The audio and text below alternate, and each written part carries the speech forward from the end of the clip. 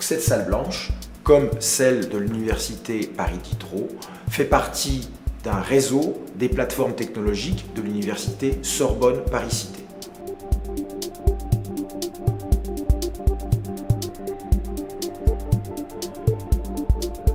Nous sommes au sein d'une plateforme technologique qui contient 200 mètres carrés de salles en atmosphère contrôlée. On appelle ça vulgairement une salle blanche. Et cette salle blanche a une spécificité.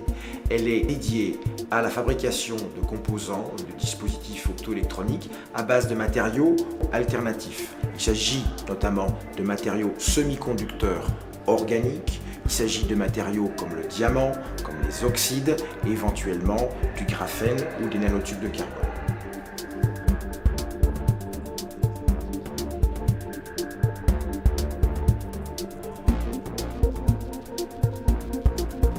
Parmi les équipements de cette salle blanche, on peut retrouver un MEB, c'est-à-dire un microscope électronique à balayage, qui permet de faire de la canaloluminescence à chaud et à froid.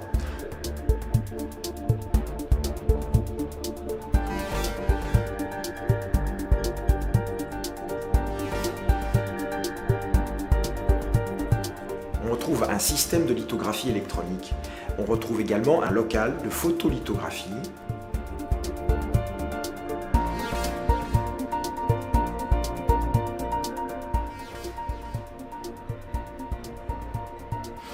Plus spécifiquement encore, on trouve un système de dépôt de matériaux organiques sous vide qui permet de réaliser des hétérostructures organiques, donc des OLED, des diodes. Dans cette salle blanche, on nanostructure et on caractérise des matériaux. Les dispositifs que l'on fabrique à partir de ces matériaux et de ces matériaux nanostructurés, ce sont par exemple les OLED, les diodes électroluminescentes organiques, des dispositifs à base de matériaux organiques qui émettent de la lumière.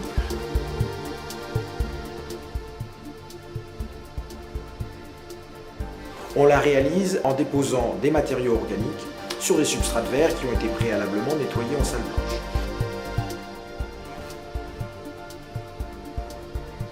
On la sort du bâti sous vide, on la place éventuellement dans une boîte à gants pour différentes manipes de caractérisation.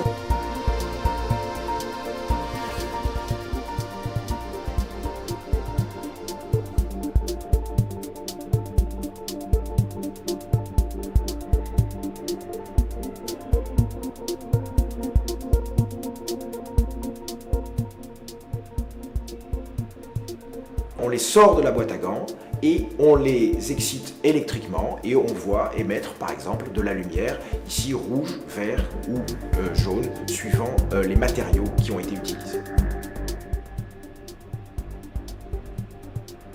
En ce qui concerne la thématique dite OLED, on ne travaille pas exactement sur les OLED, on travaille sur un sujet plus spécifique qui est la transformation d'hétérostructures organiques ou d'OLED en diodes laser organiques. C'est la quête, le sujet sur lequel travaille plus spécifiquement l'équipe PON du laboratoire de physique des lasers.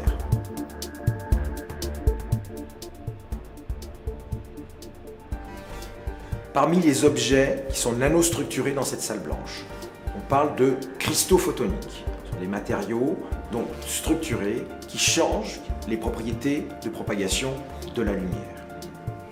Ces cristaux photoniques intéressent deux équipes du LabEx. L'équipe PON du laboratoire de physique des lasers est intéressée par les cristaux photoniques de l'oxyde d'étain et d'indium. Et puis l'équipe PEMA du LSPM est intéressée par la fabrication de cristaux photoniques dans le diamant ou de pointes, de micro-pointes dans le diamant. Une autre thématique qui intéresse par exemple les équipes ITO10 et d'autres équipes du LSPM toutes au sein du LabEx, c'est l'auto-organisation de nanoparticules qui sont aussi réalisées dans cette salle blanche.